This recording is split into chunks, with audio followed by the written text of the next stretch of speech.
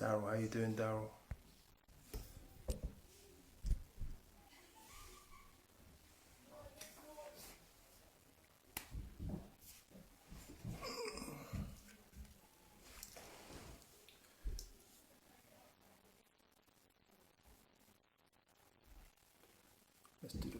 Let's do this up. This is quarantine garments, you know what I mean? Quarantine garments.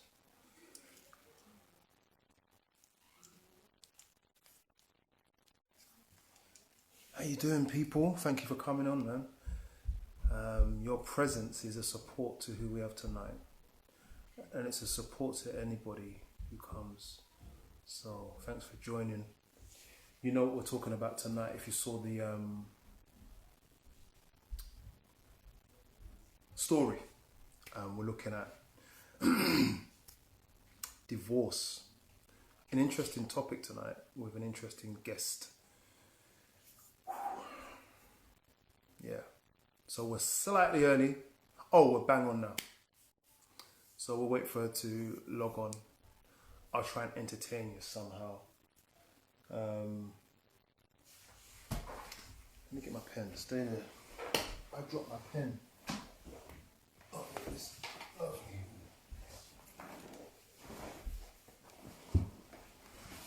I mean, you might as well all just say hi to each other. I can sit back, set myself up. I'm waving to you. How you all, just send out a message, how you all doing with this quarantine life, man? Just let me know how this quarantine life is treating you. Yeah, Quakey, just request to join live and I'll bring you in. How you guys doing the quarantine life? Let me know. Let me know. Let each other know. It's good that you all are saying hello to each other. It's so powerful. Yeah, I'll let you on in a second. So today's a deep topic. Please share this live, or I don't even know if it's possible. Share this live. You know, let people know what you're watching right now. Well, this is quite intense, I think, anyway. I need gym, Daryl. I mean, what I've started to do. Oh, Daryl, this is what I'm doing now. I'm doing burst training now. Basketball and a shape up. Now, Daryl, are you learning? And I did my son's here. I should bring him on. I might bring him on tomorrow, you know. I might bring him on now. I did my boy's shape up. You all have to been sharing this live. Thank you, Tash, for doing that. Here we go. Let me bring our friend on.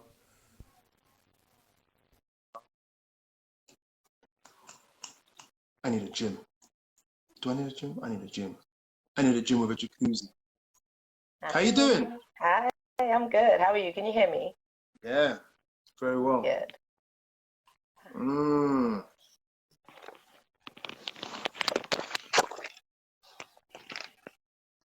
How you doing, Helen? I'm good. You are brave today. You are brave today. Trying my best. This is it. Appreciate your time. Guys, I'm going to tell you, Helen, you know me better than I know you. That's the thing. And they're hollering at you right now. Rex. Hey, guys. Hi, everybody. I'm guessing you know more of these people than I do. I do know quite a few of them. So, Helen, welcome to our channel. Thanks for having me. Yeah, and I know it was interesting because, in fact, I'd rather let you do it. Just mention to everyone how we came into contact. Wow. I think it was last week after watching Rex and Anita's talk. And even though I knew the story already, I was still I was still greatly impacted by it. It affected me a great deal. And as I said to you, that I've watched quite a few of your interviews, and they're always very, very impactful. But I felt like we have a lot of couples coming on speaking about situations within marriage. But unfortunately, marriage can also end in separation or divorce. And I felt like we don't have a lot of people speaking to that, especially in Christendom. It's something that's not really spoken about. And I think it needs to be spoken about, whether we like it or not. Divorce rates within Christendom is actually pretty high. 40%, I believe. Yeah, it's really like, when you think about it, obviously no one goes into marriage to get divorced, but I don't know about you, but I thought that, as a Christian, we're Christians and we have God, and we pray, and, God is the center of everything. So, our divorce rates wouldn't be as high as the world. Yep. But they're about much of a muchness, really. Yep. So, and that's a shame. And I think that a lot of divorces wouldn't happen if certain precautions were taken prior to getting married. Getting a bit ahead of myself, but well, that's all right. That's all right. I think it's only fair then. Just introduce yourself, what you do, your setup now, and tell us about your COVID experience, your quarantine experience. Before you go in, this is my quarantine shirt, so I'm on lockdown. But this is what it's about right now. But who are you and how are you? Who am I? Well, how am I? I'm great. I'm doing really well. I'm Helen Quaynor. I'm 42 years old, and a single mom, and a recent divorcee. I work in the legal field, so I work for a US UK law firm in the city, and have been doing that for 20 some years. So, yeah. Lovely. How was your child? And he's 3.5, going on 13. Yeah. You're lucky boy, I'm right now. You're lucky as a boy. I'm lucky. Are you sure? Because if it was a girl, she'd be 3 going on 18, 20. Oh, okay. I hear you. That's my take. I hear you. How's quarantine life? So you're working, are you working from home? I'm working from home. It's not easy at all. Obviously, I'm homeschooling as well.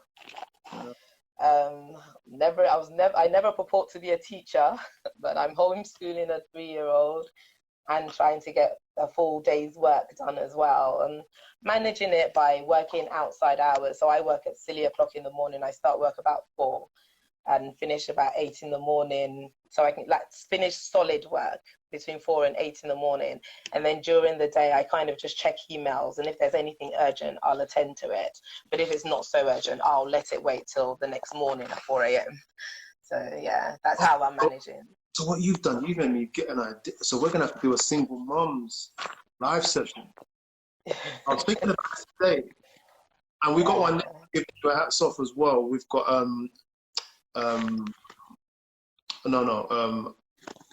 think someone else. We've got a couple of single mothers on there. Right. Do that and but 4 a.m. is where I think 4 a.m. 5 a.m. is where successful people wake up and start their work. Oh wow! I'm gonna keep to that then. Yeah. You're doing right. You're doing the right thing.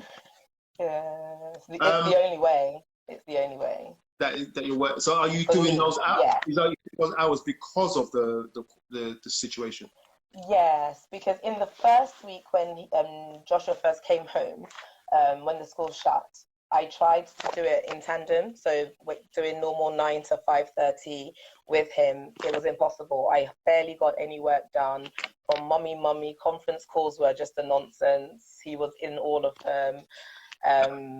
He wouldn't let me get the work I needed to do done. And literally that first week was just, it was trial and error, and it was error all the way. The next week was when I spoke to my boss. I actually started. Hey.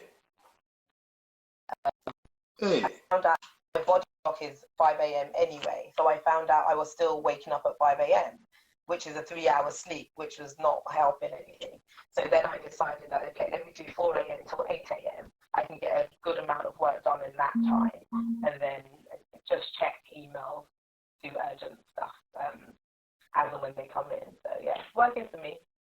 Sure. So just as you were talking, the line has gone, your video has gone bad. I don't know if it's me. Guys, let me know if the video quality is fine, if you can hear us both. Can you just give us a wave, Helen, so I know you're there? I'm here. You're there. All right, fine. Fine. So here we go, right?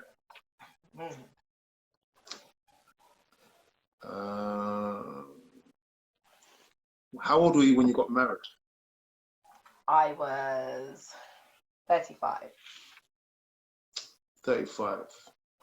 Before we go any further, how's your Wi-Fi? Great. Is it good? Okay. Okay. Yeah. 35.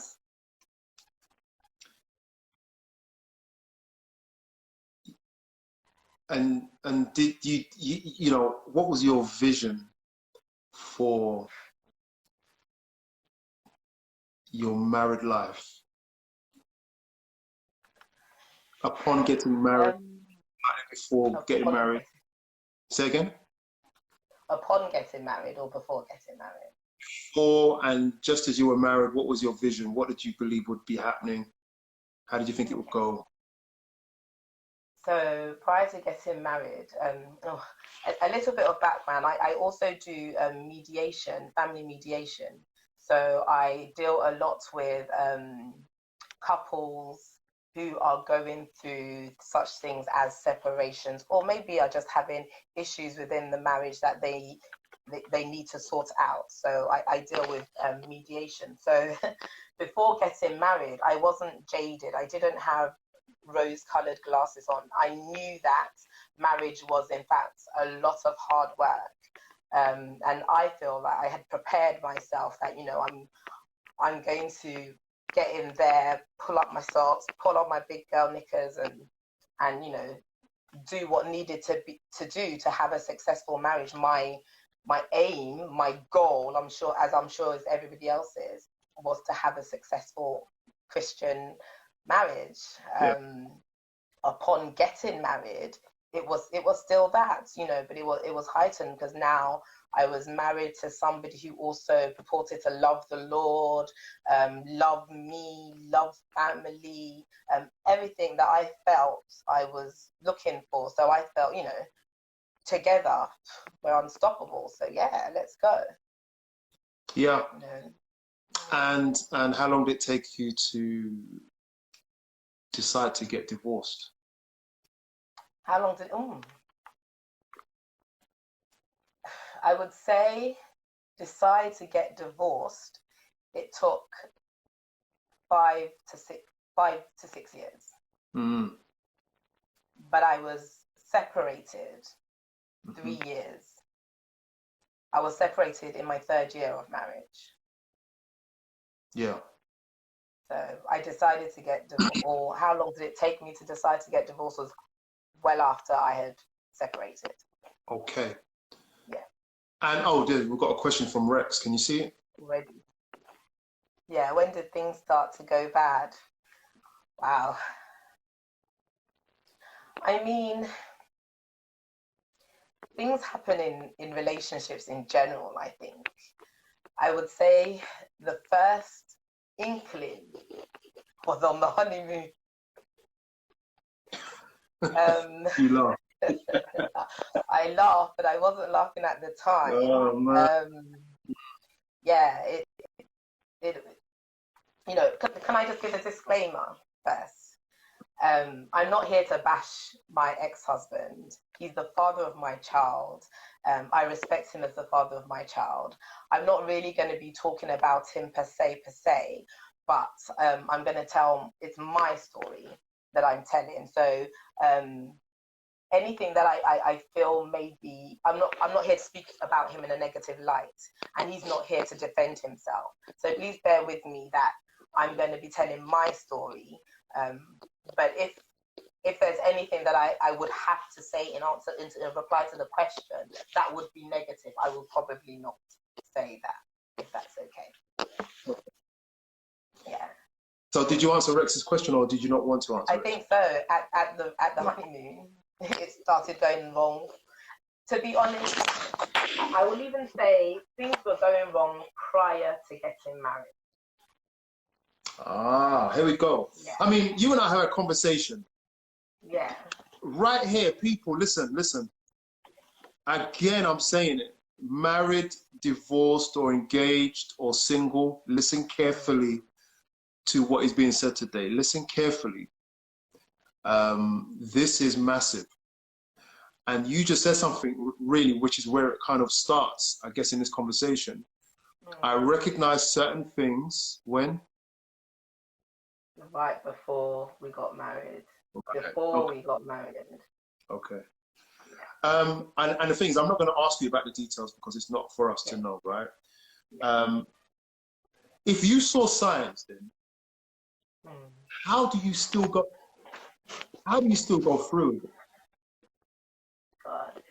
And it's not a question I didn't know would come up. I absolutely knew it's a question that would come up, but I can only say, looking at it now, I was 35. And you as a man may not know what I'm talking about, but to me as a woman, I'm 35. My biological clock is ticking, getting old. Where am I going to find a good man, or any man for that matter, at that age? And he is a good man. Here is a good man that's come along who says he loves me, wants to marry me, wants to make a home with me, a family with me. And I thought, yeah, marriage is work. From my past experiences, from my work that I had been doing in mediation, I see that marriage is work. I mean, every book going on marriage, successful marriage, trust, I've read. Wow. So I felt like I prepared. I was ready.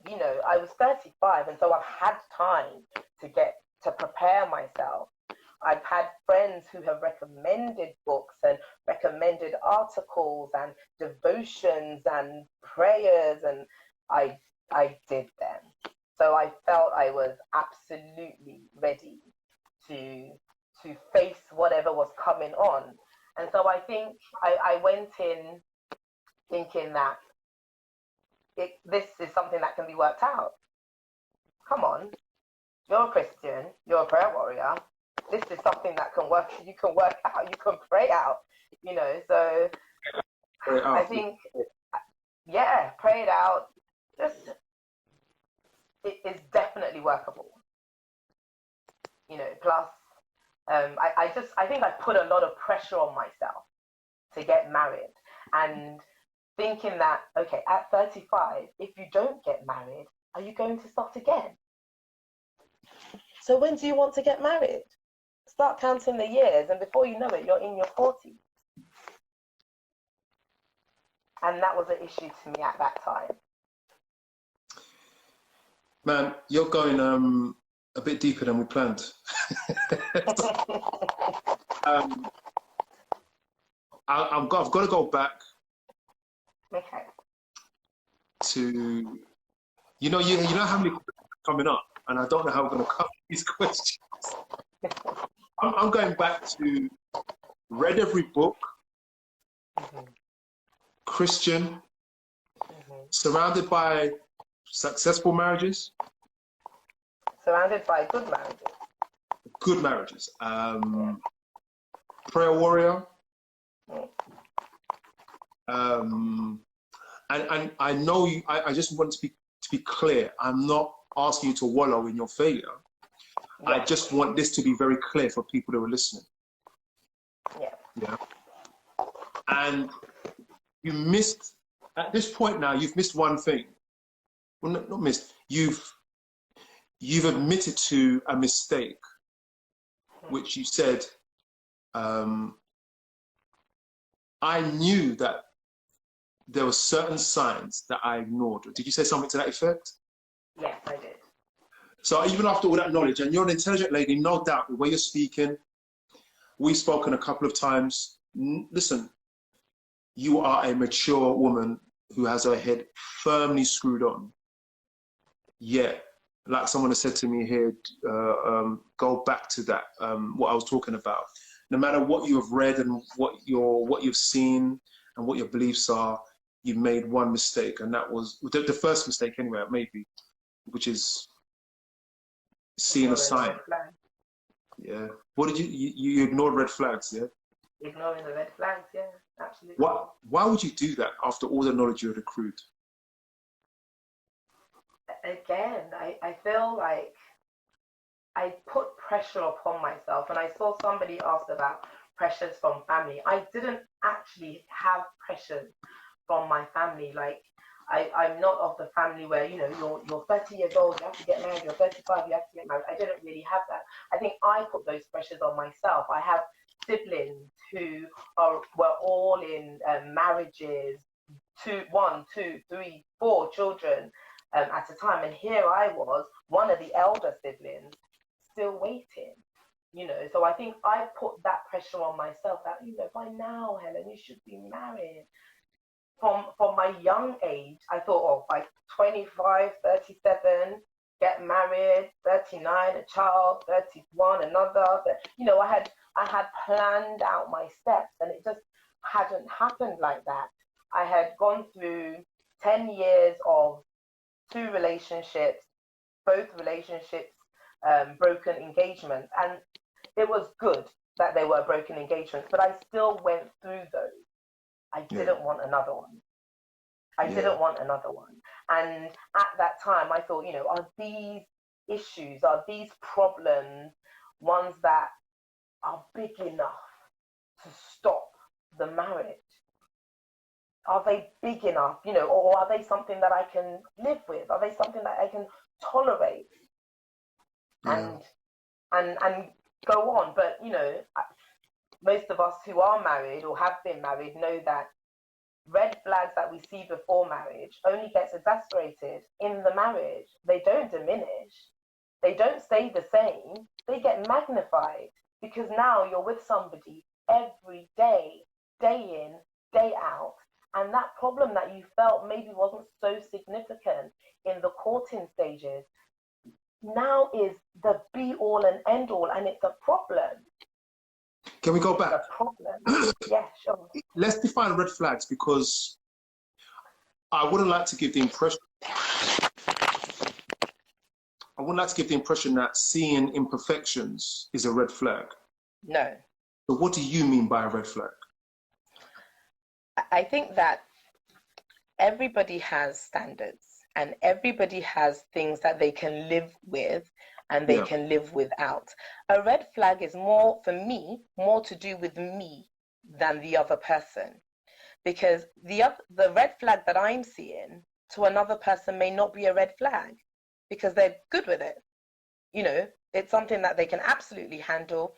In fact, it's not a problem. And Helen, you're making a mountain out of a molehill. But maybe to me, it's not something that I want to handle. It's not something that I want in my life continuously.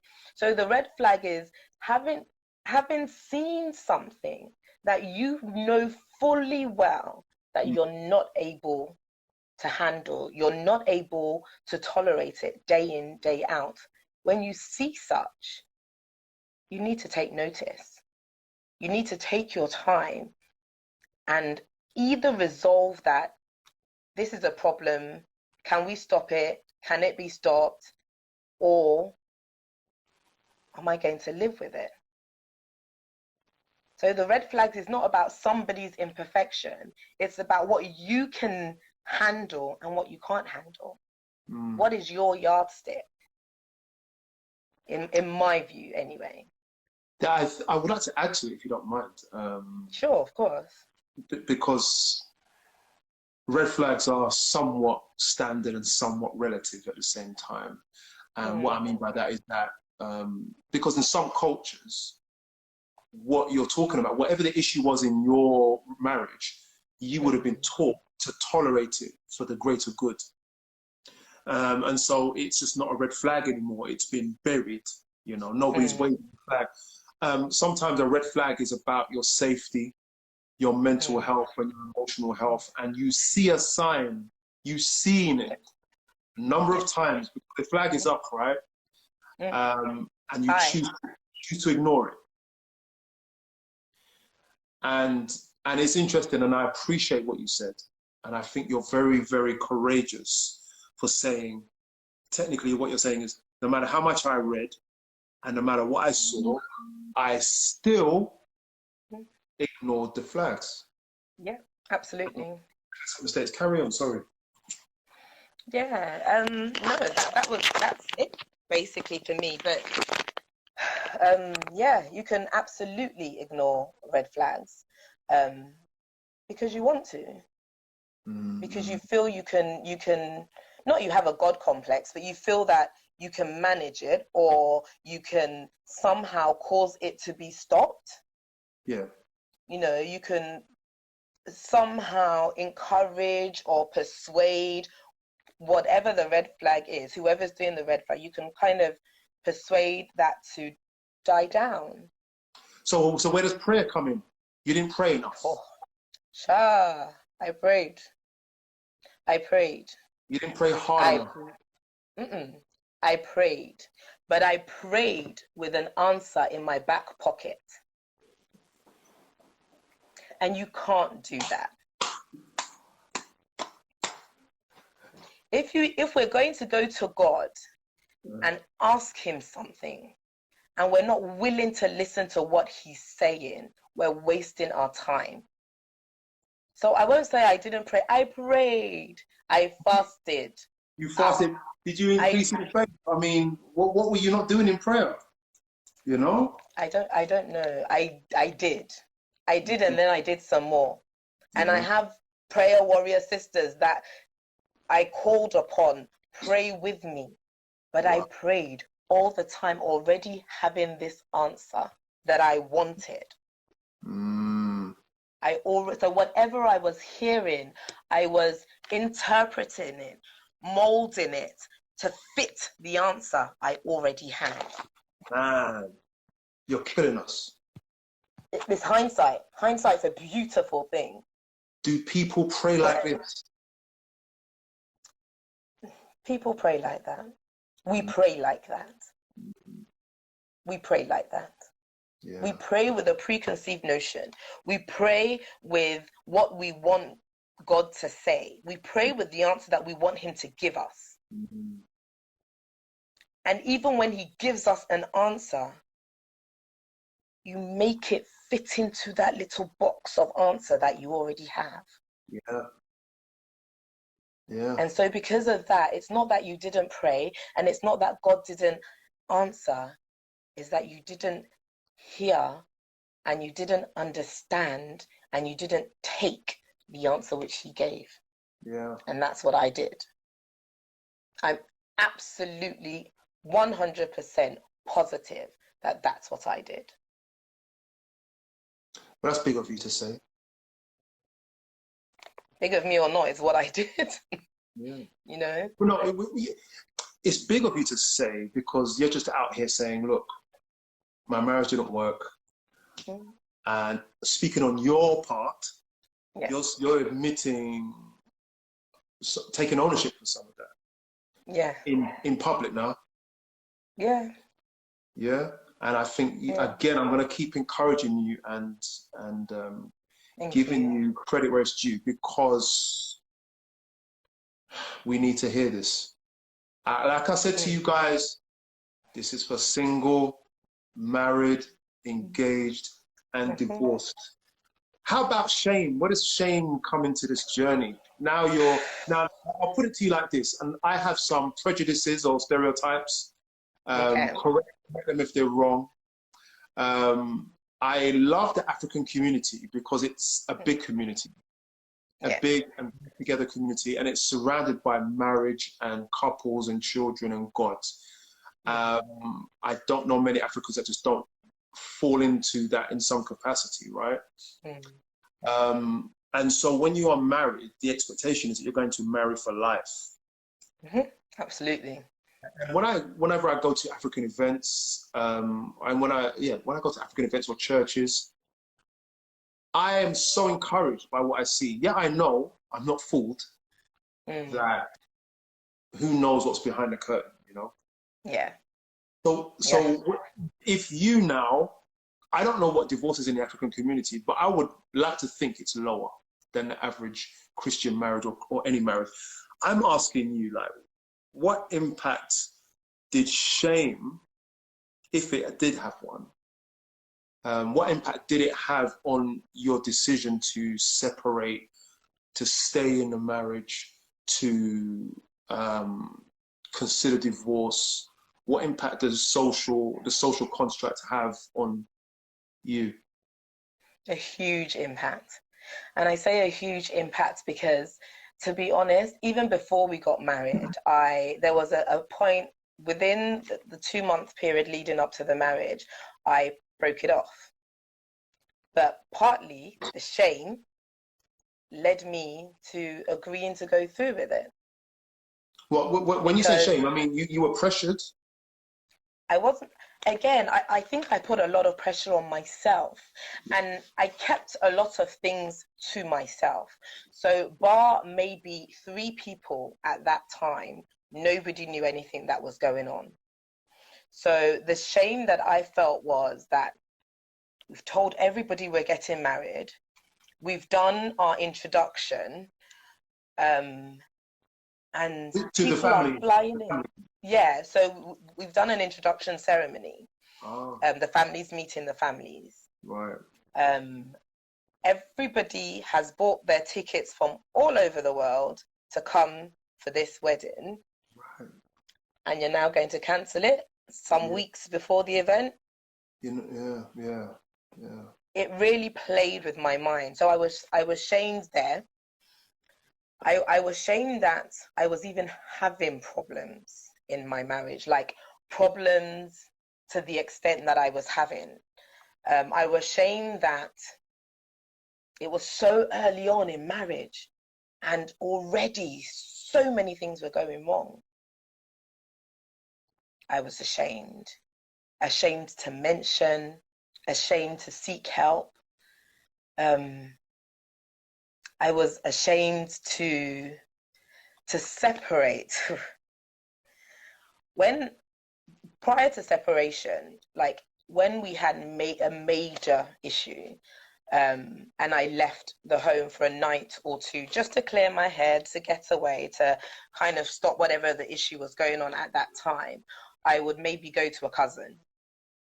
The day I left and I wanted something done about the issues we were having, I left and came to my mum's house. And at the time, my mum was in London, but going to Ghana soon. We're Ghanaian. She lives in Ghana, and she was going back home to Ghana soon.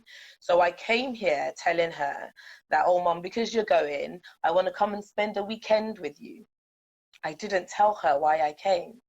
I was ashamed. So did you tell her when you were there? My mother. And he ended up telling my mother, because I carried on this, I'm only spending the weekend with you. Then, oh, but Mum, you're going and I don't know when I'll next see you. I'm spending a week with you. And then she asked me, what's going on? This is not like you. You don't do this. Why have you come to spend a week with me? It's not on. I said, oh, we're having a little bit of an issue, but we'll sort it out. I still didn't say anything. But my mum, being my mum, got a bit fed up and called him.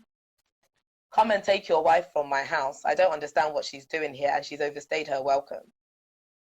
And he told her, some. I still felt shame because it's just not done. You don't leave your husband of only 3 years, that you've only once pregnant when I left the house. You've only just gotten pregnant. You don't leave. What are you talking about? Where is that done at? You don't leave. Go back and sort out whatever it is and get on with it. Yeah. Shame. Even after the separation. So I've been separated now for 4 years, over 4 years, and divorced for just over a month. So I didn't divorce instantly. I didn't leave my home with the intention of never going back. Yeah. You know, I left with the intention that it would force us to sort it out, because we now both will see that it's serious. Yeah. You know, but shame played a big deal, a big part in how I believe I acted throughout. Yeah.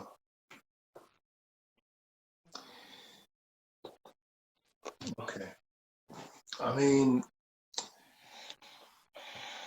do you know how many comments I was thinking I again? know. They're killing us. Did you seek counseling during the separation? Sorry, say that again. Did you seek counseling during the separation? That's a question that just came up. Yeah, I did. I just want to ask on a personal level, if you want to answer it. Was it with a counselor that you knew? Yes. Was that with helpful? the option, Huh? I was going to say, with the option to have a counselor that we didn't know also. But was it helpful? To me, yes. Okay. Yes. To me, yes. And I felt that, I feel that counseling is extremely important. Yeah. And can really help put things into perspective. Yeah. And can go a long way into helping us resolve matters. Because it helps us see things, like the counselors will assist you in seeing things from the other person's point of view. So for me, yes, helpful. Did pride play, and I'm trying to get the questions in. did pride play any part in how you handled things?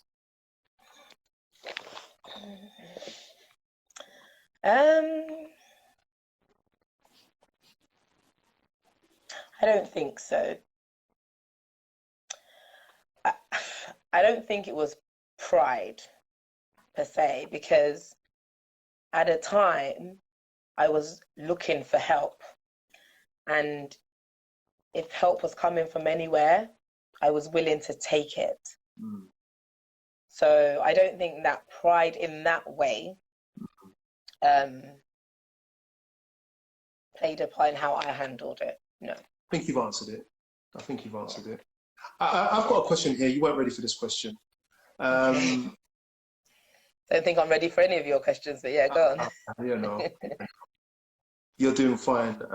Thank you. Do you think there's anything about the culture, which is different from my culture? I'm West Indian, which is just completely different. Do you think there's anything about the culture that you're from that needs to change to support people in this world that we're living in this time for this topic? Yeah, what do you think? The culture that I'm from. Okay, so my ex and I are from 2 different countries. Similar culture, at the same time quite different. Okay. My family, I would say, are more liberal, and we talk, and we're able to help each other, advise each other if need be. So our culture is, if there's an issue that we cannot handle as a couple, we I initially would go to my ex's family, because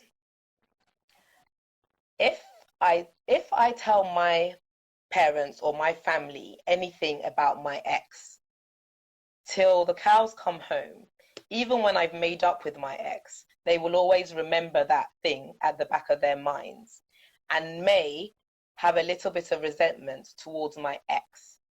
But if I tell my ex's family, regardless, they will always love him. That's their son.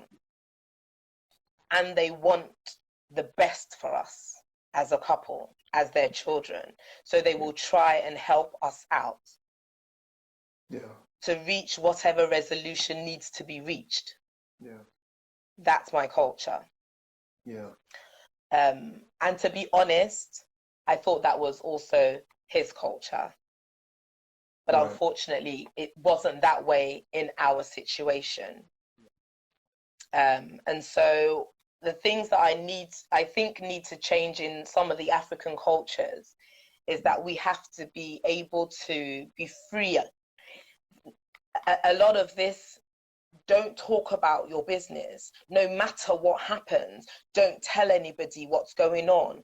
Just sit there and suffer it in silence. I think that has to change. A lot of people are dying in their marriages because they can't talk to anybody about what's going on. Rex just said that a moment ago. A lot of loveless marriages. So he's speaking from it. Yeah. Experiences. Yeah. Yeah. A lot of loveless marriages, but you've got to stay in it because it is what it is. And our parents and foreparents and their parents stayed in their marriages and they had it much harder than us. So what's your complaint? Yeah. That has to change. We have to be able to seek help when we don't know what to do. Yeah. Yes, all right. I'm 42 years old. I'm older. But I don't know everything. It's my first marriage. So I should be able to come to more experienced people, my parents who have been years in marriage, who have more experience than I do. I should be able to come to them and they listen to me, listen to him, and help us out as a family. That is a big thing that I think needs to change. Well, we have a question here. How did your church community respond to your separation and divorce? So my church, or our church at the time, they were very helpful, actually. Okay. Good to hear. So in the beginning, I spoke to the assistant pastor and his wife. They requested for us to come together. That never happened. As in, they requested for us to come and see them together. That never happened. On a one-to-one basis, I went.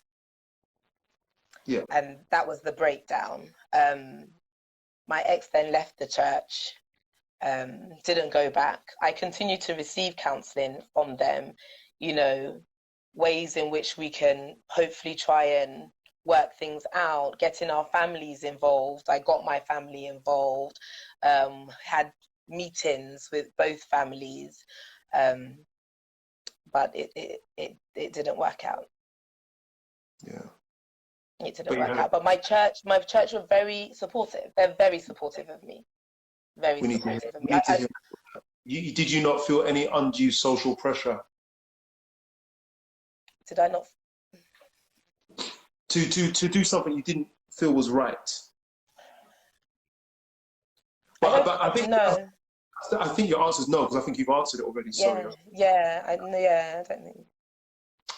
Someone says here, like, literally rest in peace, because people living in separate countries yet still married. I've seen so much of this with Ghanaians. So other issues are coming up. And that's a big thing, Curtis. I won't lie. Go there. That's a big thing.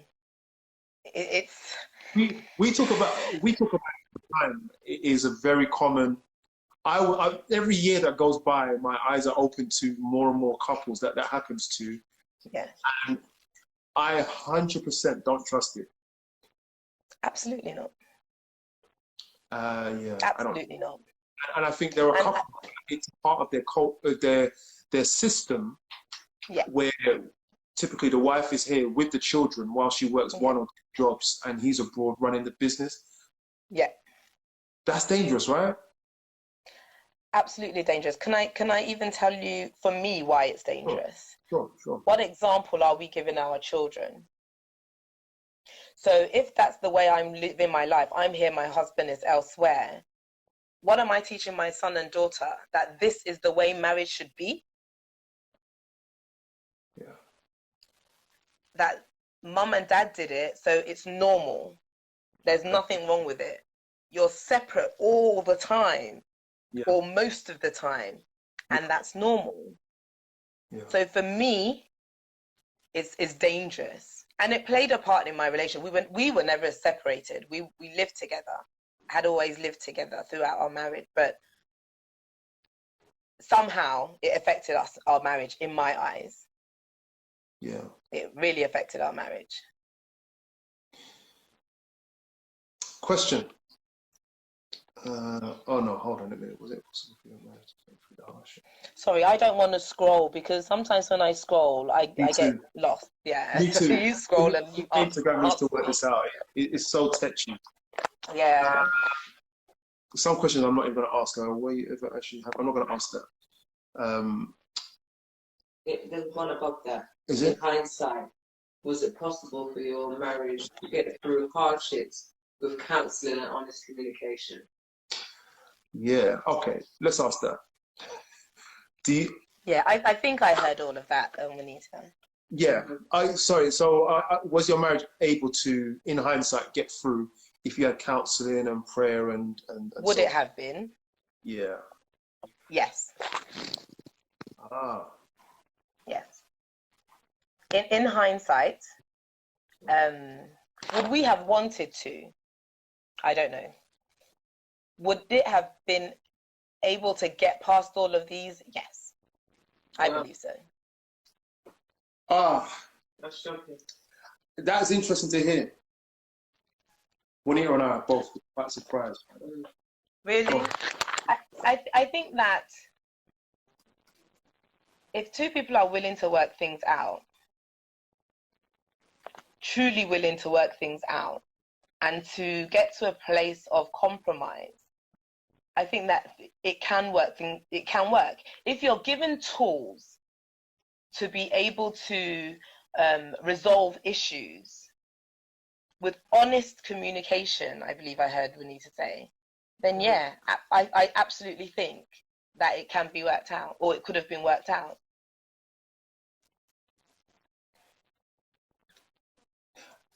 Yeah. Do you know what? Because you're speaking to a wider set of people now who are on the ropes of it. Yeah. And because it's true that some people just exit a bit too early. Yeah. And I'm sure listening now, there must be at least one couple who's on the ropes, who might be on so much on the ropes, like it's Mike Tyson in the ring with them, right? And they're like, this is not going to work. I'm not going to make it. And really, you're saying it's possible. Because you're asking that with hindsight, with counseling and honest communication, and I believe willingness to work it out from both people, is it possible? Of course it is. If you're willing, both of you are willing to work it out, you've been given the tools to work it out. If the desire is there, I believe it can be worked out. I do. Well, look at. I mean, oh, you can't see it. I guess a friend of mine says some of us just don't know any better. I'm guessing what you're saying more so is that some of us just aren't in a emotional or mental position to see the light. And if we can't see it, we just can't see it. Yeah. Which And is a that's genuine true. challenge. Sorry, go on. Absolutely. I was going to say that's true too. When you're in it, when you're in the trenches, at that point in time, all you can see is darkness. You can't necessarily see the light. Remember, I'm talking with hindsight. Yeah. I'm talking now with hindsight. Yeah. Like when I was in it, I didn't see a way out. Yeah. But I didn't see a way out without help. I truly believed at the time, had we had help and had we had a willingness between the two of us to sort it out, I truly believe it would have been. And he said here, at the time, and he says this, some of us don't have the tools, and I see that as well. Yes, absolutely. And so I guess, to be fair, and you know, when I was young, I had perceptions and that were very limited in the thing. Some of us, we can all get married. It's very easy to do. Very. And he says even further, some of us are not even aware tools exist other than what we were given. And so I think that looking back in the way I used to think, you can work it out if you have faith and pray. Saying that, not everybody has faith and not everybody knows how to pray. Not everybody knows how to reason. Not everybody knows how to push, compromise, exercise hope and patience. Not everybody has that. And so some of us will get divorced. Yeah. Is that fair to say? It's very fair to say. Look, I mean, so many questions. There was a question I saw a moment ago. How long should you stick it out? And I felt I should ask this question just in case. No, I know this person said it all right. How long should you stick it out, especially if the other person is not willing, especially if it's affecting your health? And I know that question doesn't necessarily apply to the person asking it. Yeah. I think everybody has to make that decision for themselves, because something that I can only take for 2 months, maybe someone can take it for 5 years, and maybe I can take it for 2 years and somebody can only take it for 2 weeks. In this instance, to each his own, really. You have to look at yourself and your relationship and the effects that it's having on you. If it's mental health, I mean, it's a buzzword right now, right? But it's so true in that it's all encompassing. Like when your marriage is going wrong, it's all you think about. If you're a praying person, it's all you pray about. It's true. That's all you know, and it consumes you. And I remember migraines upon migraines. I went to migraine clinics. I went everywhere I could go because I had constant migraines. And it was just from the stress of thinking all the time. If it's listen, I don't condone divorce. I'm not advocating divorce at all. It's my personal story, and everybody has to do what is best for them. But in my life, I needed out. I needed out for my safety all round, mental, emotional, whatever, for my safety all round. I needed out.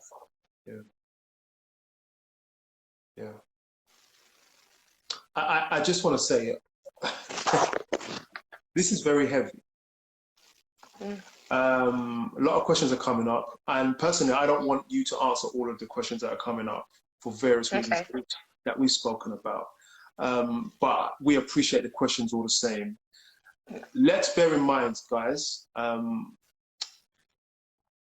we appreciate you coming on, but there is a deeper lesson in all of this that we haven't gotten to. But please don't get caught up in, this is an encouragement, don't get caught up in unavoidable drama that takes place when it comes to discussing divorce and marriage. Yeah. There are deeper messages throughout this show that you must listen out for, okay? Okay, let me see if I can read this one. Yeah, we've done that already. Yeah. And Helen, you've been so brave to just go there. Let me just see the time because we might need to. No, we're good. We're good. No, hold on. 9:30. Oh, look. Yeah. This is what we're going to do, Helen. Yeah. No, I'm going to wrap it here. So this only lasts for 1 hour, then we have to start it again. Yeah. Okay. So I'm going to ask you to join back in literally about 20 seconds. Yeah. Guys, we're going to restart this live because it cuts off after an hour so that we can just relax and do this well. So all 45 of you? All 45 is 45 people. Wow. We'll see you in 20 seconds. Just join us shortly. Thank you so much. Sure. She does. Cancel it. Real talk. Real talk, Helen. Hey, real talk. Real talk, Helen. Before we go any further, I mean, I think people are slowly joining in, so Okay. we're going to give it and take a breather. I sent my love. Winnie sends her love. She's just over there. I'm in production. She's the director. She's back there with the camera and everything. Hi, Romy. Sorry, my old work colleague has got on the. Hi, Anita. There you are. So as they come back on, so have you had your sip of water? I have. I'm always having it. Lovely. You don't have migraine. You're not having migraines of late, are you? Nope. No. It stopped when I got pregnant, and I haven't had it again. So that's into migraines. Wow. Yeah. Bad ones. Yeah. That's what stress does, right? Yeah. Yeah. Was about to boot the family off Wi-Fi. I know that feeling. We had tell you. So they joined. Give it about 10 more seconds. 10 more seconds, all right. Yeah. Hi guys, thanks for joining back. Wow. Yeah. You got a lot of friends. You've got a lot of love out there. Yeah. I'm blessed. Truly, truly blessed. Oh, bless you, Harriet. Thank you. Oh, love you, Marion. I'm just gonna sit back whilst all the commentary pours in. Good to see you. Good to see you. Hello, Pussy. Long time indeed. Lexo. Yeah. Love you, babe. T. Love you, SD. Wow. So I have a question. Yes. What did you do with God? So in context, prayer warrior, Yeah. you read, you have faith, and you're trying to do the right thing.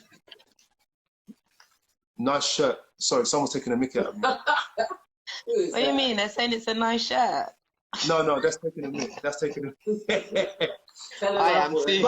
I have no shame. I don't care what, you know. Listen, but this is my quarantine shirt. Thank you very much. Share the slave. It's my quarantine shirt. I wouldn't wear this on the road, okay? But because I have very little shame, when you get to our age, right, we just don't care what you think. You know what I mean? Listen, and this is my house, so you know. But yeah, I could take a joke. My friend told me I had to put on some glossy lip gloss. I just had Vaseline on. I was like, come on. Come on. We're too old for this, you know. We know how to look good in a certain way. That's it. All right, share the slave. Whoever you are, when I find out your identity, you know. So yeah, going back, what do you do with God when you're praying? Because surely you pray for, Lord, send me a man, and take it from there, and a good man, right? And God answers your prayer or doesn't answer your prayer, you tell me. Listen, my ex is a good man, but a good man doesn't mean a good man for me. Okay. So he's a good man. Yeah. Yeah. So I prayed, Lord, send me a good man. Sorry, let me ask the question fairly. I think I realised how I asked that question. Because honestly, the question wasn't about him; it was about your expectations. Okay. And you. And the question was asking, what do you do with God when you pray for something and it appears to happen and then it undoes? How do you rationalize that and reconcile that with God?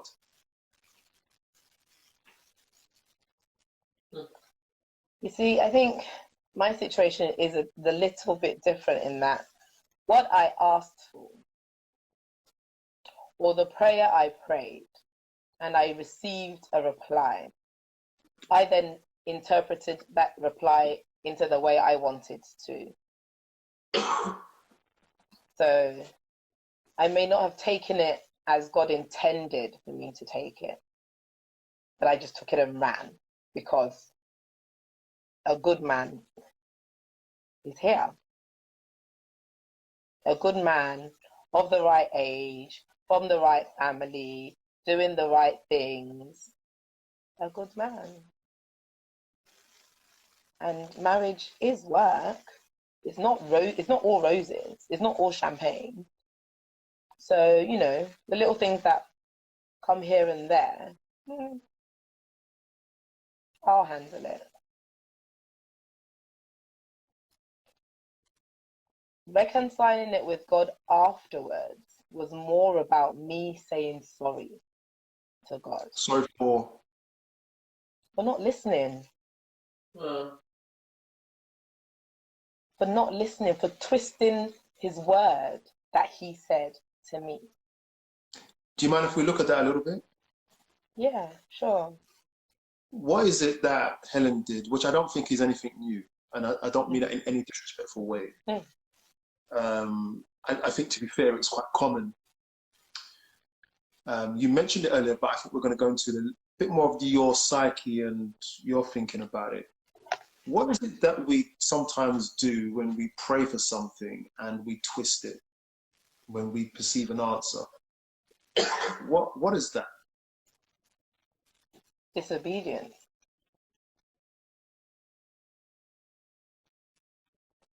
You know, we can force the hand of God. There's the perfect will of God and the permissible will of God.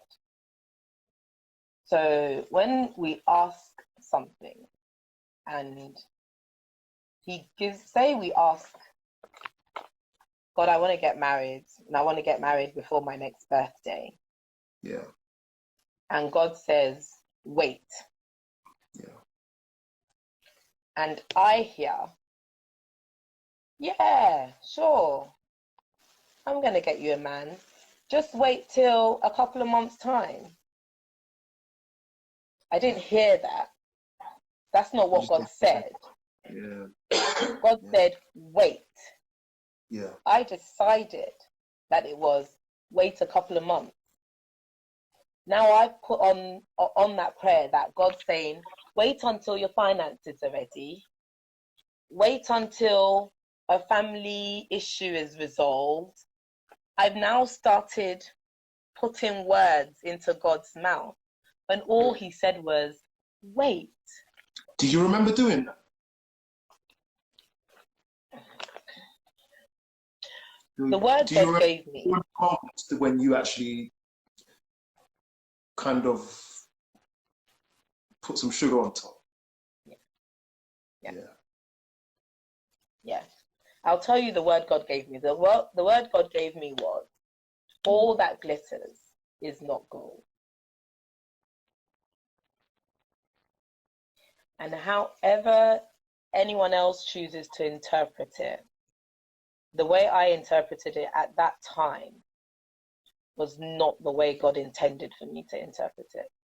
But I interpreted it to fit the fact that I wanted to marry this man who had asked me. Not even asked me at that time, but we were just walking with the with the end goal of we're getting married. From pretty early on, we were walking with the end goal of we're getting married, because I think both of us, I think he felt pressure as well as I felt pressure to get married. And so his pressure pushed him into maybe asking me before it was time. And my pressure was just flying me down the road, because, man, you're 35 and 36 is coming up and you can't start again. So this man's asking you, he's a good man from a great family. You've known his family 12 years. You know they're good. We're marrying. Yeah. So all that glitters is not gold. I now just started massaging it to make it fit what I wanted it to fit. Mm. And I can absolutely remember doing that. So how do you reconcile? I remember you spoke to me earlier. You said you made your peace with God. Yeah, I made my peace with God. Well, firstly, I had to forgive myself. You didn't drop God. You No. just that. So what the reason why I mentioned that is that you could have just said, "Well, God doesn't work for me. Bye," and change religion. I don't know. Become, but you didn't do that. But you've made peace with God. So I'm trying to ask you two things. I'm trying to be careful to not confuse you, right? I really want to understand the journey of making peace with God. If you don't mind saying kind of what you said to him, and where you are now with God. Yeah. So I'll go back a little bit in that. My journey with God, in all of this, in all the separation and everything was going wrong, I actually got closer to God in the separation. I actually got closer to God, because I feel that when you're going through issues, that's unfortunately the time when we call on God the most. Yeah. So, his word was more real to me. I was reading, I was, praying his promises over my life, my husband's life, our family. I was praying all of that. So I never really left him. I never left God. But my reconciling with God, I think, was an apology. And I had to come to that place. It was down the line, because I needed to forgive myself. Because I knew that I had made a mistake. I knew that I didn't listen. And I knew that I prayed with an answer in my back pocket.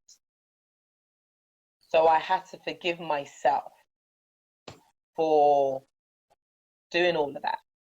I had to forgive myself, because basically I did this to myself. Nobody did it to me.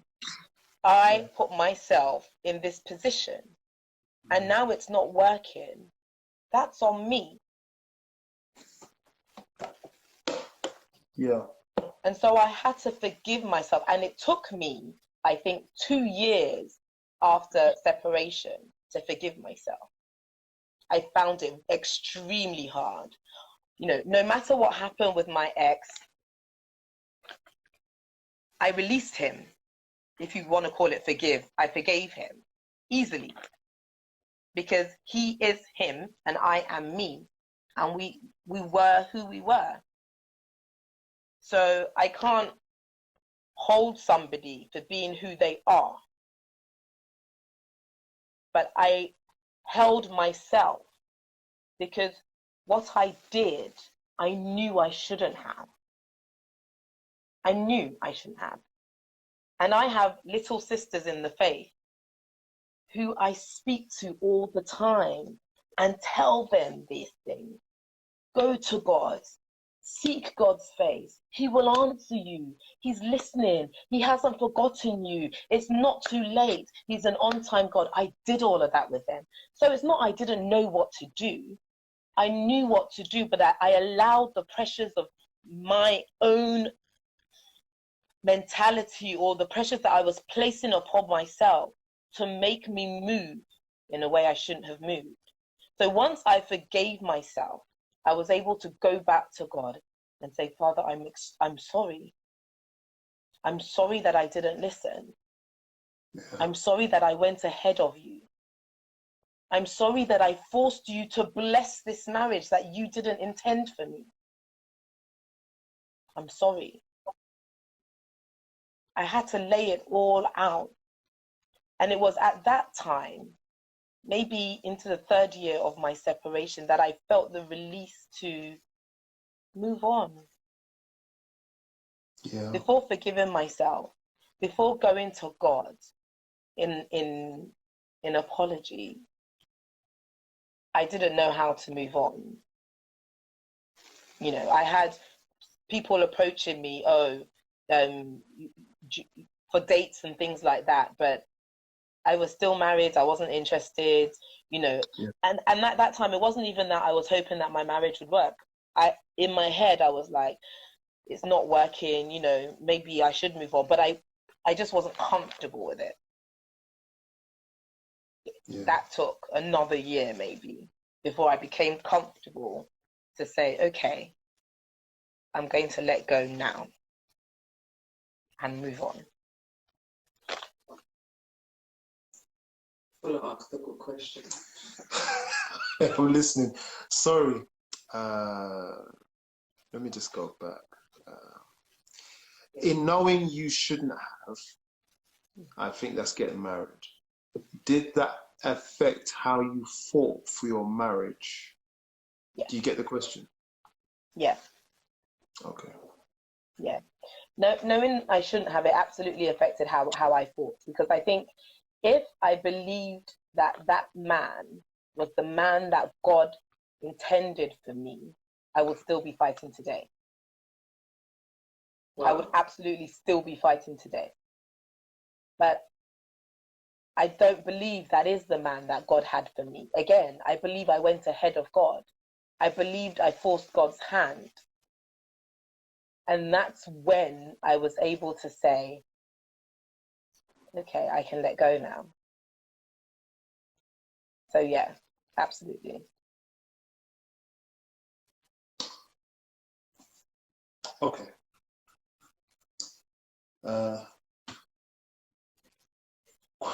Question? Wait, was you want to ask? I had a question. Oh, you haven't still? Wow. Yeah, I'm a bit stunned, but what, since separation, is there hope of maybe something in the future? Since divorce, since the divorce, Are you still hopeful for the future? are you hopeful for the future of finding someone? Or is it off the cards? Or oh no. Go on. It's not off the cards. I'm Okay. more than hopeful to find somebody. I believe that the one that God has for me is there. So I'm very hopeful for the future. So you haven't carried that much baggage from your past experience. You're still open to it. I mean, baggage is carried, but I hope you hopefully use the baggage to learn and to grow and to move on another level. So whilst the baggage is there, you still have to be hopeful. I'm hopeful, and I hope not to carry it into a new relationship. Yeah. There's another question here. Do you think that even if it's not who God intended, could it still work? These are funny questions, and no disrespect to the questions. I think the questions are. With hindsight. Well, sorry, Helen. Before you answer, Mm-hmm. I don't have a problem with the question. The question is a tough one to answer in that not everybody gets a word from God. You know, Yeah. not everybody asks. Yeah. Yet they are either successful or unsuccessful. Yeah. And looking at Christianity, I want to throw it out there. I don't think it matters if we know or not. I will say that because if God sends you a man and you don't do what you need to do, because like you said earlier on, you have to work. Yeah. If you don't work for the one that God sent you, then the outcome is failure. Yeah. And if you work for someone who you haven't prayed for, it could really work out. Mm-hmm. So we're asking questions about things that we may not ever get the answer to. Did God send this man? He may tell Helen, he may not tell me. Yeah. But Helen, you might have a different answer, or you might agree. I don't know. But yeah. No, I absolutely agree. I think that it absolutely can work if you work at it. If the two people involved decide that it's going to work, it will work. Yeah. And what is work? Because work doesn't mean it's perfect every day. Work doesn't mean that everything is hunky-dory.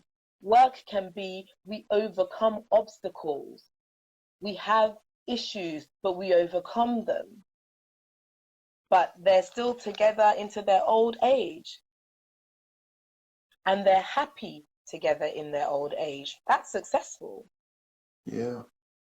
But then God can tell somebody, and then they're together in their old age, but they're not happy. Is that still successful? Are you asking me? I'm asking. I don't particularly think so, but that's my opinion. Just because you stay together doesn't mean it's a successful marriage. Absolutely. And I think that you can find yourself not happy and together for years, yet 10 years down the line, wake up and say, let's sort something out. Yeah. So these are really interesting questions. And I'm glad they're being asked, because typically, like I said, back in the day, I would have been like, this is the answer. Whereas now, I don't always know the answers, and I think it's better that way, you know? Yeah. Sorry, you had a question? Yeah, it says here, someone called Mariam says, so what do you think you would do differently in a new relationship apart from praying? Apart from praying? You're gonna pray. That's not me, that's Mariam. Okay. What would I do differently? I think I'm learning, or I've learned to meet people where they are, and not force anything. What do you mean anything? Force anything? You weren't expecting these questions, I know. But not force. Everyone is who they are. And when you have a couple where one person expects the other to be something, but the other's not quite, and so we're trying to force it to fit into our idea of what we expect marriage to be, or what we expect our husband, wife to be. Yeah. I've learned not to do that. Powerful. I love that. I love that. We had this a couple nights ago with Darren and Serena. Accept people for who they are. Yeah, absolutely. Don't force the change. We're just going to get frustrated, right? Yeah. That's so powerful that you said that. Yeah. Let people change if and when they're ready to. If and when they're ready to. Yeah. So it's genuine. You might as well come over here, you know. They're not ready. She's saying a lot. I'm listening to her, and it's like I'm hearing. I'm hearing. I'm in quarantine, guys, right now. Isolation. 60 yards. What is it? 6 feet. 6 feet. She's got my t-shirt on. That's how bad it is right now. Listen, it's quarantine. All goes. This is it. Love me. You must. Okay. Managing expectations once again. Managing expectation. Yes, Helen. Oh, I'm making comments now. Is there a difference with expectations and standards? I mean, yeah, I think they're two different things. To an extent. Your standards are ingrained. They are your standards. Okay. They're ingrained. And they shouldn't move. My standard is my standard. But my expectations can change from year to year. What I expected when I was 24 is not what I'm expecting now, even in a husband. You know, when we were younger, I don't know about anybody else, but I had the tick list. You know, I had the long list of things that I'm looking for and tick. And as I got older, listen, those things were condensed, shaped, sharpened, focused. Yeah, because I grew and I matured. And I started changing them to now fit the plan and purpose I believe God had for me. Yeah. Yeah. You know, so yeah, I think they're two different things. We have expectations even if we don't know what they are. Okay, yeah. I am married and I'm learning so much from this. God bless you, sis. Oh, thank you. God bless you. Yeah. Mr. Fuller says, if and when is the best way, meaning change may not come, but we love anyway. Boom. Yeah. Yeah. Yeah. Standards are for yourself. Expectations are on others. Tick lists don't work. You're too right. Tick lists don't work. They don't work. And you find that out as you grow older. You know, when you're 18, 19, 20, 21, 22, whatever, you've got, you know, dark, handsome, job, car, house. You know, you start material things that don't really matter. But as you mature and get to know yourself more and live life a little bit more, you start focusing on the things that matter in life. Yeah. You know. Yep. So yeah, tick lists, yeah. Yeah. If anyone is still doing tick lists, maybe you're not ready to get married. At all. Say that again. I said that maybe if we're still writing tick lists, maybe we're not ready to get married. And I mean tick lists of the materialistic variety. If your tick list now is that you want someone who loves God, that's on your tick list. I mean, yeah. But if your tick lists are still things like, oh, he must drive such and such a car, he must have such and such all the materialistic things that really don't mean that great deal when you come down to the nitty-gritty. Do you know what? Let me just add to this. Someone has said here, and I don't want you to feel like I'm condescending in any way, but I need to just mention. Sure. Someone says they're God-fearing, family-orientated. These were on my list. Now, let me throw some spanners at you all, right? Because I tell you something, right? If I may preach for just 30 seconds. Preach.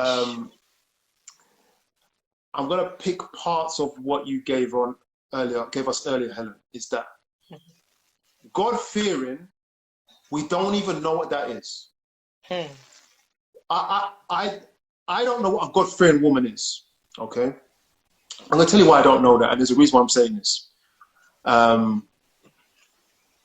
don't know what a loving woman is until I see it. So I guess it's a young person on here saying God-fearing, family-orientated. We will know how family-orientated they are when the crap hits the fan, when debt hits, when there's death, when there's job loss, when there's quarantine. We don't know what people are. Yeah. And when we are at church and we're dating, it to me, it means nothing. It means nothing until you have to have a bit more of your eyes wide open. Yeah. And again, being clear, this is not against the person who wrote it. This is just a point to put it out there. Wait for life. Wait for life, when it said. Don't get me wrong. It's like, well, how will I know? To be honest with you, you don't know how God-fearing you yourself is. Yeah. A classic example, Helen, if I may put you on the spot, is that you said you prayed, you said you did these things, but you did something which was interesting. Yeah. Let's put it in perspective. You love God, you researched and you prayed, but you exercised a degree of presumption, which really probably could have been the root of all of this. Absolutely.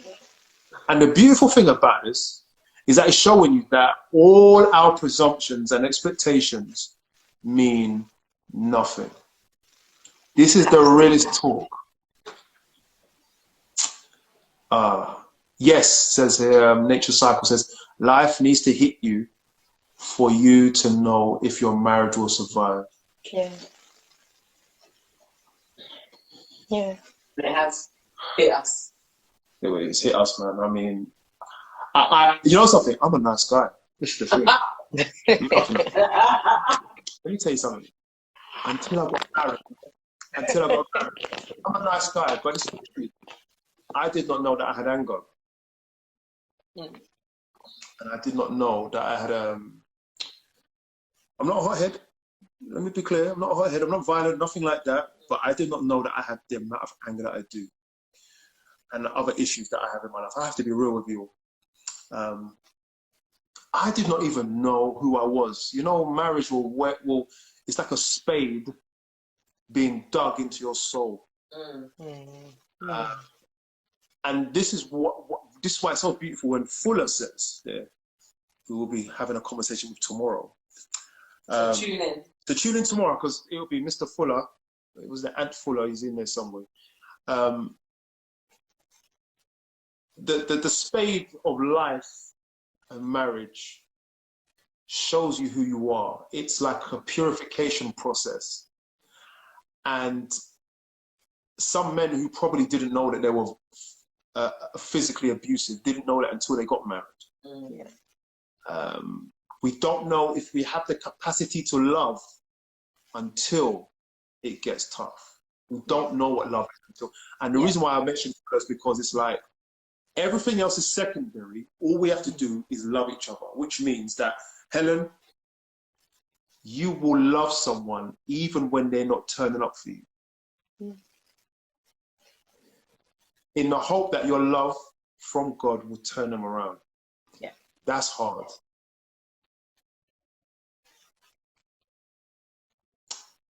Yeah. Oh, wow. Sorry, I did say I was going to preach. Let me see if there's a couple more comments there.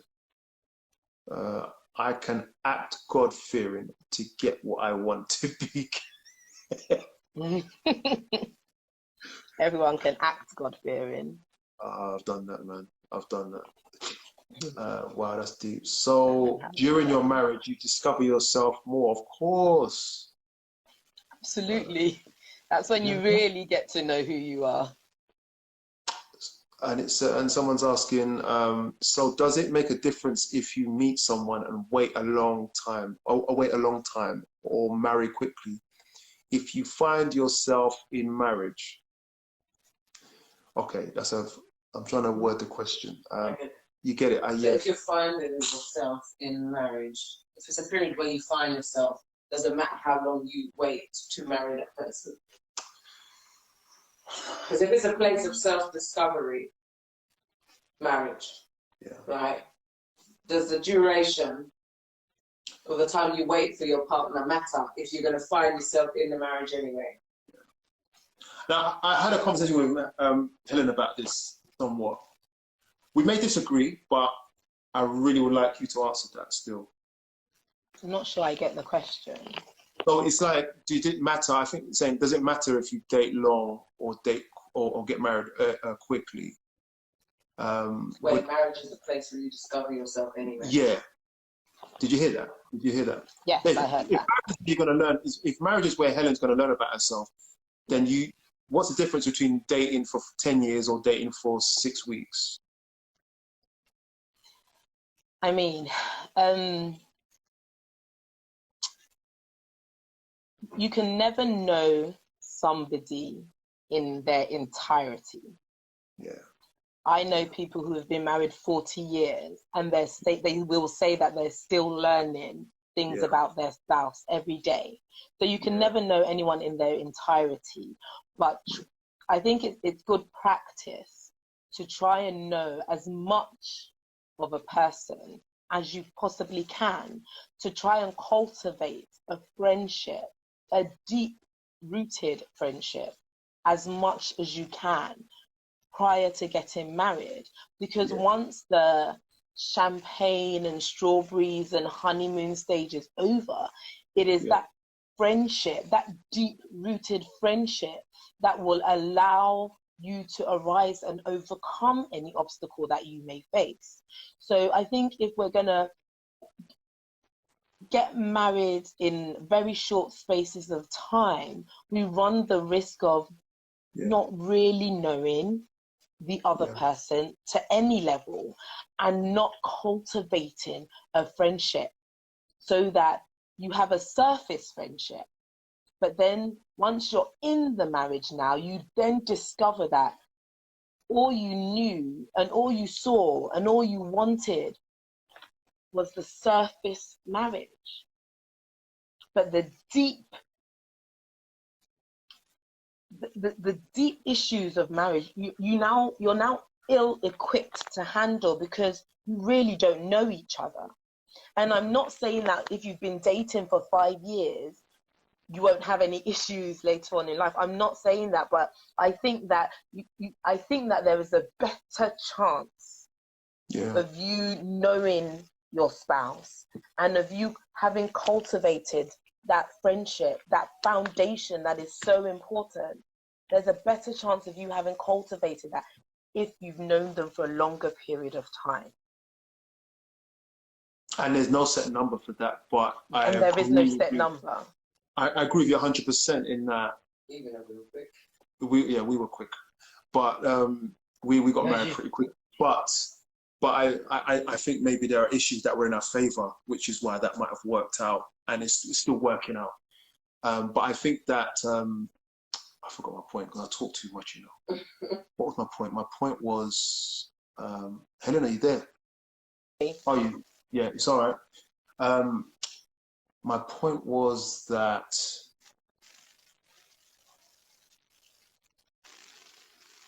it's gone. It's gone. Oh. Okay, so here we go. That's my point. My point was that what's helped us to survive is friendship, which is what you mentioned. Yeah. Which has got nothing to do with the way you look. Yep. It's got nothing to do with money. It's got nothing to do with not so much expectations. If I don't turn up for Winnie or she doesn't turn up for me in certain ways, the thing that actually kind of, you know, like when you jump overboard on a ship and the only thing you have is a life jacket. That's almost like what friendship is. It's the thing that saves you at the end of the day. Yeah. And I agree with that. Yeah, absolutely. When the whole world's against you and you come home and you know that home is your safety, home is your peace, I think you feel like you can win anything. Yeah. Friendship is the foundation. Romance is the contour. It's not everyday contour. Yep. Absolutely. I don't know who wrote that, but it sounds like somebody I know. What is contour?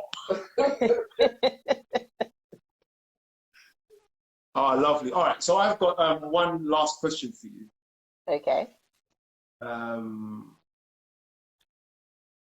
Give us a summary, give us some tips. Single, married, divorced, go through the whole group set. Tell us some things that you believe we need to do it right. And that can be obviously according to your experience. Yeah. I can only say it according to my experience. That's all I've got to go by.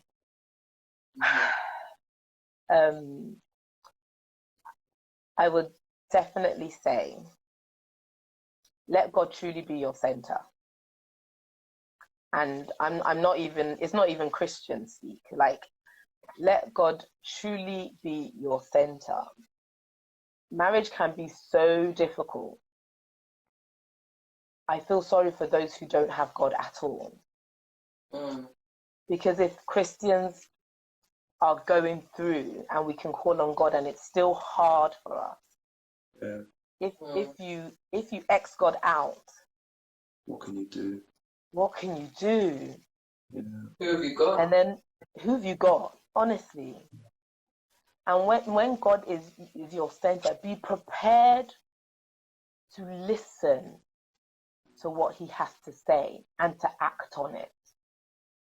Be prepared for whatever answer or whatever direction he gives you, because he truly, truly knows our end from our beginning and truly has great plans for us, better than our own.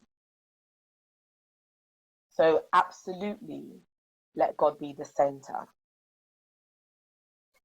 And I would say to singles, please don't rush.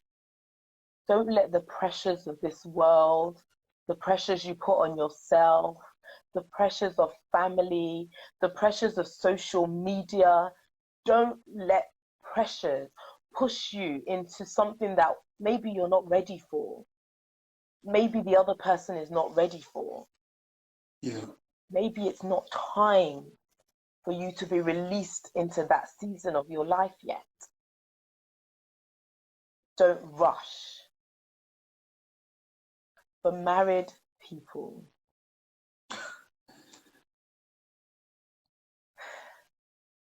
keep being friends.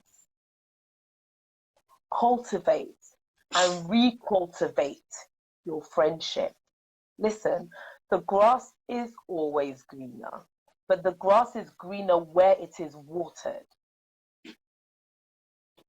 Everybody's grass goes through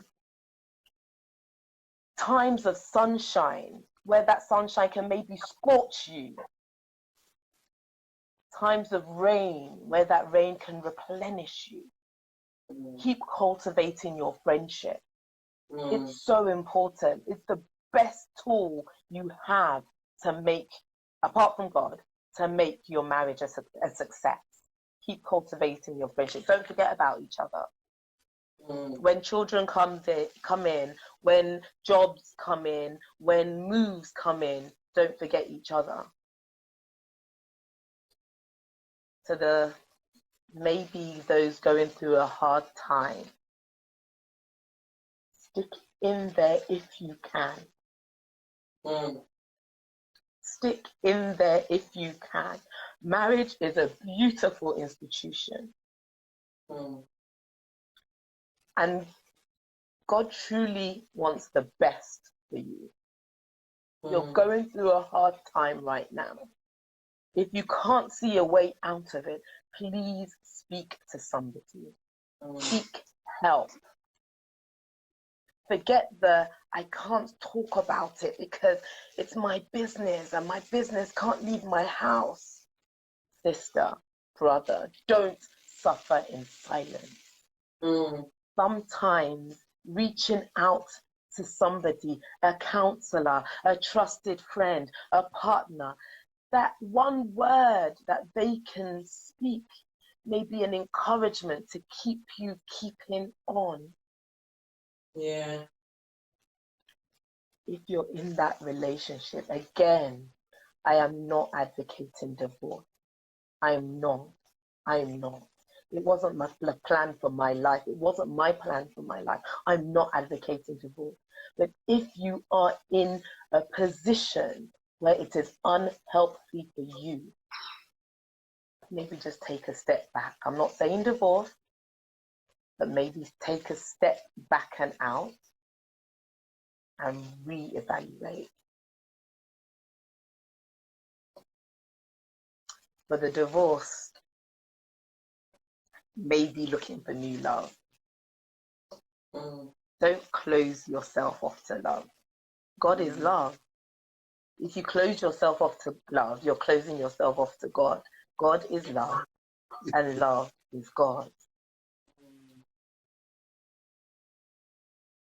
He's a God of a second chance. Yeah.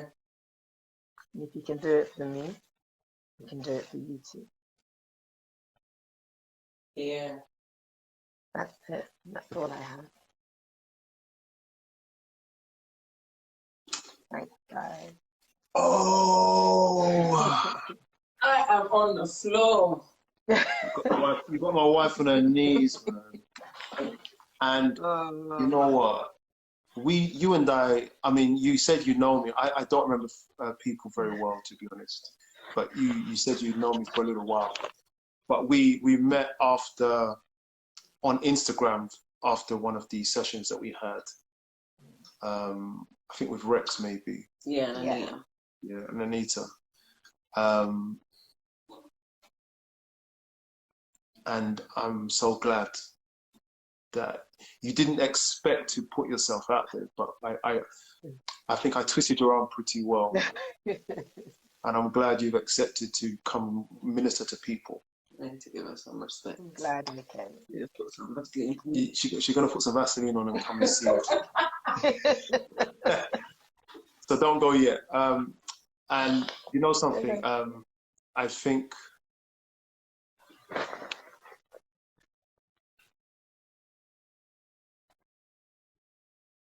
I would love to have you back. Because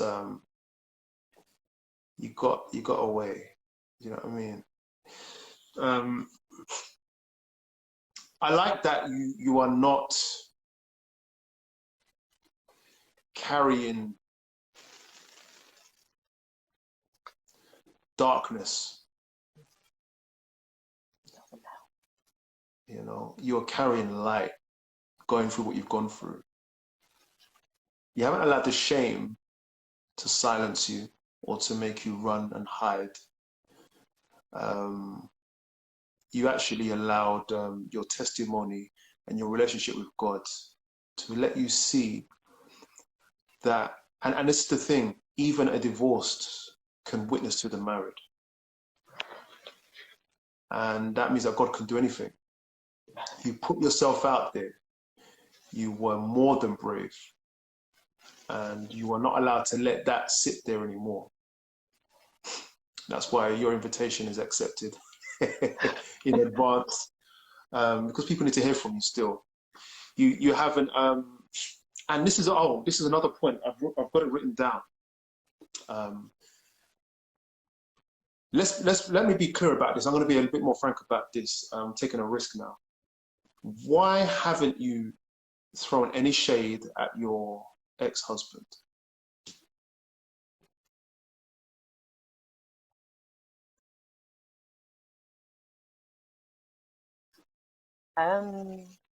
It's not necessary. It's not necessary. And he's the father of my child. And like it or like it, we're going to be in each other's lives for a while to come. And I just don't feel the need to. I don't feel the need to. I've moved on from I'm not bitter. I've moved on, you know. Yeah. And I think even within the marriage, after the separation and now, I remember saying to my friend, I want to conduct myself in such a way that no one can stand anywhere and say Helen did this. I don't want anyone to be able to say that. I'm still a child of God, and I choose to conduct myself like this. And that's where I wrote down, she took responsibility for herself on my pad. And you know something, it's easy to, and I know couples like this, one particular couple comes to mind where all the fingers were pointed in one direction, but you didn't do that.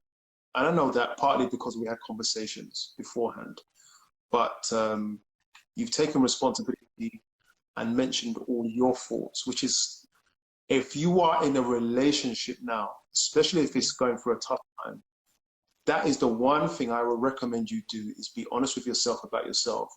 If you are having a lot of conflict, you have to recognize your part in that conflict. And even though you are separated now, you are still doing that. And there is no way you cannot be successful on your second round, even if it's just that one thing. Look at all these people. Now, listen, I'm going to ask you, Juanita's coming. She's just gone to put on some Vaseline, right? I would love everyone to just give Helen a round of applause. That will come in a few seconds. And some hearts, some affection. Yeah. Everything begins and ends with ourselves. Absolutely. Yeah. Share the slay. When I find out your identity, I'm coming for you, because you took the mickey out of me in front of the whole world. Oh gosh, someone's got a question here. Where is it? What is our personal responsibility? I don't know if you want to answer that quickly. We've got a few minutes. What's our personal responsibility? Like, I think issues that come up, everybody has a part to play in it. Everybody has a part to play in whatever is going wrong. So recognize your parts to play in it. Try and do something about it. And if it doesn't work, you've tried your best, taking responsibility for your actions, by recognizing your the things that you've done wrong, or that you've contributed to whatever is going on. Yeah. Yeah. Even if you feel you're innocent, are you guilty? I mean, feeling you're innocent and being innocent can sometimes be two different things. So whilst I may not feel that I'm at fault, that might not be the truth. So you can still be guilty if you feel you're not. Yeah. And that's how complex it is. So we have to still look at ourselves to make sure. Absolutely. Absolutely. I just had to come on and give you some respect. Thank you, my dear. How are you? Nice to see you. I'm all right. I'm getting used to this, the quarantine life. Girl. So, yeah, you get me? So I often have Curtis's t-shirts on. That's all right. What his is yours? It's fine. You get me? But it's been rich. You know, I've been sitting there with my mouth open. I've been sitting there just reading out some of the questions that may have been missed, but also having some of my own, but needing time to process what comes out. I don't want it to just come out. I really want to use this your experience. I hope nobody takes it in vain. Do you know what I mean? I want to use it and learn from it. So I think when I am learning and sitting down and taking a minute, I'm taking it in for myself. And I'm thinking, especially what sits and resonates with me is the fact that we can often manipulate God in many situations to answer the prayers exactly the way we want it prayed. Yeah. And I'm looking back and thinking, did I do it this time? But it worked out in my favor, thank God, in both of our favors. But it's working, it's still working. But there's other situations in my life where I remember praying and saying, Lord, I want it this way. And those massive ones turn such the opposite way that from I've learned to say, sometimes with gritted teeth, you will. Yeah. And sometimes with fear, your will be done. Your will be done, yeah.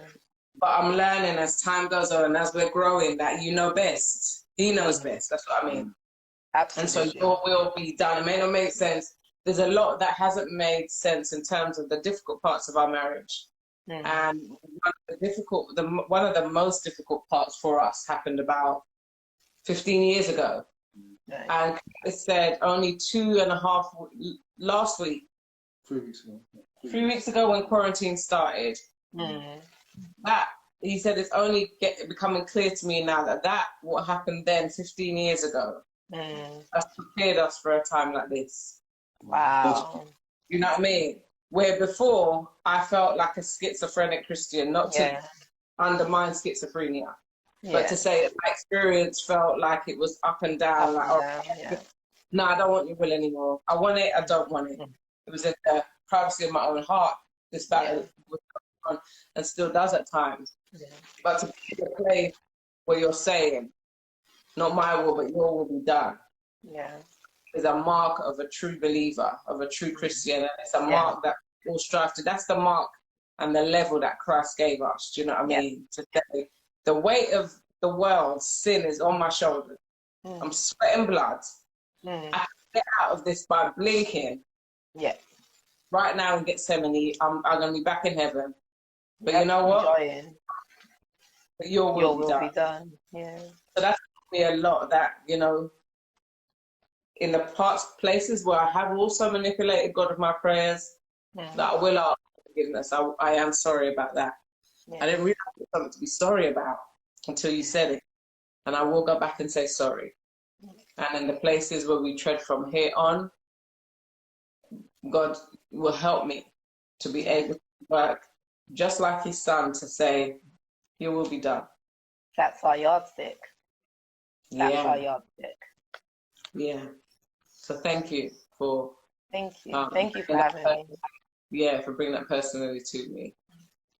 Well, thank you. Thank you so much. I was so nervous to... I was just going to say, I was so nervous to come on and share. But I think I said that if even one person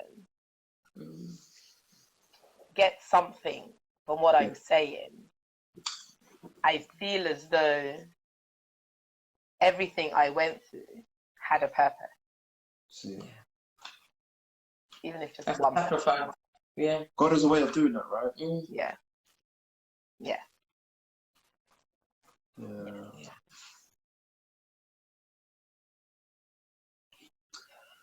Well, you got us kind of in a place of real reflection. So if we act weird, please forgive. You know, but we appreciate you so much. And I'm going to tell everyone that we're going to see you again quite soon. Yeah. With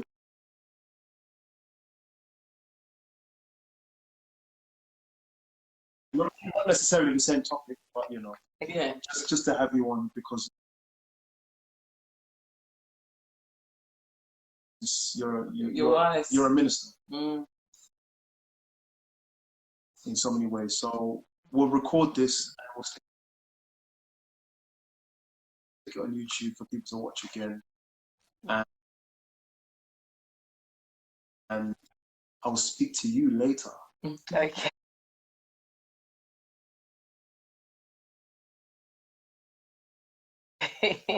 And you are blessed, so we don't need to say bless you, you are blessed already.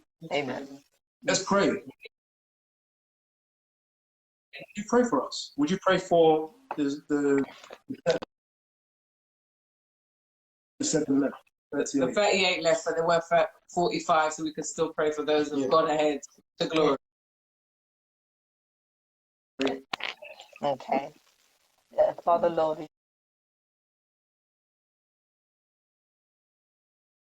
just want to thank you right now. We just want to bless your name for a time such as this where we're able to come and share in the experiences that you've given us. We just want to come before you tonight, right now, Lord God, and just say, have your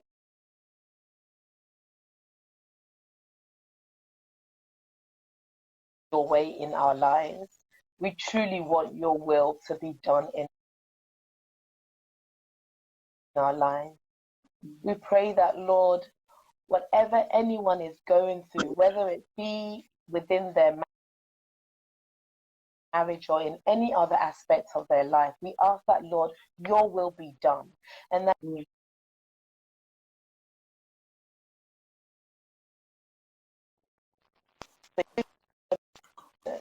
whether any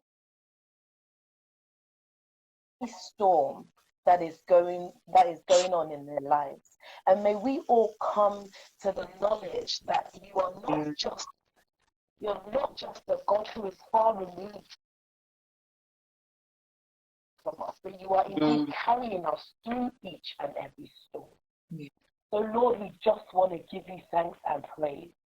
And we just want to say, Lord, let your will be done in our lives today and forevermore. In Jesus' name we pray. Amen. Amen. Amen. Wow. Thank you so much. Thank you. We're going to let you go now. Prayer. And I'll speak to you soon. All right. Thank you so much. Thanks, guys, for tuning in. Yeah, thank you all for supporting. Yeah, thank you. It's such an emotional touch. No. Yeah, it is. Thanks. Bye. Oh. Whew. So look, it happened again. They messed us up again. But guys, look, we've got Anthony Fuller on tomorrow. Yeah. At check the story. It's 8 or 9. All right. And I promise I'm not coming in because it's a man-to-man.